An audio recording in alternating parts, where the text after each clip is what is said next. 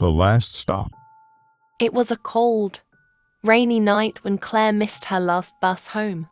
The only option left was a night taxi, one of those old, run-down ones that no one wants to take. The driver seemed off, his clothes were disheveled, and his eyes, well, Claire couldn't quite place it, but there was something wrong with his eyes. She didn't want to be rude, so she got in anyway. After all, what could go wrong in just a 20-minute ride? Halfway through the ride, the driver took a sudden left turn, down a narrow road Claire had never seen before. She glanced at her phone, no signal. "Where are we going?" Claire asked, trying to keep her voice steady. "Shortcut," the driver replied, his voice monotone. As the car continued down the road, Claire felt the air grow colder, unnaturally so. Fog began to creep in, thick and blinding. The driver's eyes, visible in the mirror, became even more unsettling, almost hollow. "I think you missed the turn," Claire said, her voice trembling now. No response. Suddenly, the old radio in the taxi flickered to life, crackling with static. A distorted voice came through, whispering something unintelligible. Claire strained to hear. It said her name. Panic set in. Claire reached for the door handle, but it wouldn't budge. She tried rolling down the window. "Nothing. Let me out," she screamed. But the driver kept going, his eyes never leaving the road. The trees outside seemed to close in on them, twisted branches scratching against the windows. The car slowed to a stop in the middle of the forest. The driver finally turned around, his eyes black as coal. "We're here," he said. Claire looked around. There was nothing but darkness and shadows moving in the trees.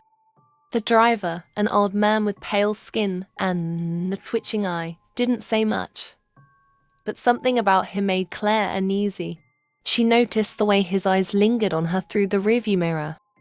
The taxi rattled along the dark road, the streetlights fewer and farther between. The driver took a strange turn into a desolate part of town Claire didn't recognize. "This isn't the way," she whispered. Her voice seemed swallowed by the darkness. Without warning, the taxi screeched to a halt in front of an old gas station abandoned, the sign flickering weakly. The driver turned to Claire, his face obscured by the darkness. "I need to take a break," he muttered, his voice cold and distant. The driver got out, leaving Claire alone in the car. She stared at the station. It seemed abandoned for years. The rain intensified, blurring the view outside. "Maybe I should run," she thought, her heart pounding in her chest. Out of the corner of her eye, Claire saw something move near the gas station, a figure, tall and thin, standing in the shadows. She blinked, and it was gone, but when she looked again, it was closer. Suddenly, the driver returned, but something was off. His clothes were soaked, though he hadn't been gone long, and his eyes, those cold, piercing eyes, seemed to have a faint glow. "We're ready to go," he said, his voice different, like it wasn't his anymore. As they continued down the road, Claire's phone buzzed. It was a text from her friend. "Where are you? The news says a cab driver went missing near you hours ago. The police are looking for him." Her blood ran cold. She slowly turned to the driver, realizing the man behind the wheel wasn't the same person she had seen at the start of the ride. Claire's hands shook as she slowly reached for the door handle. The car was speeding down the road, but she knew she had to get out. Without thinking, she threw the door open and jumped, hitting the wet pavement hard. Pain shot through her, but she got up and ran into the woods. From behind, she heard the driver's voice, twisted, angry, inhuman. "You can't run, Claire." She stumbled through the trees, branches whipping at her face, but the footsteps behind her grew louder.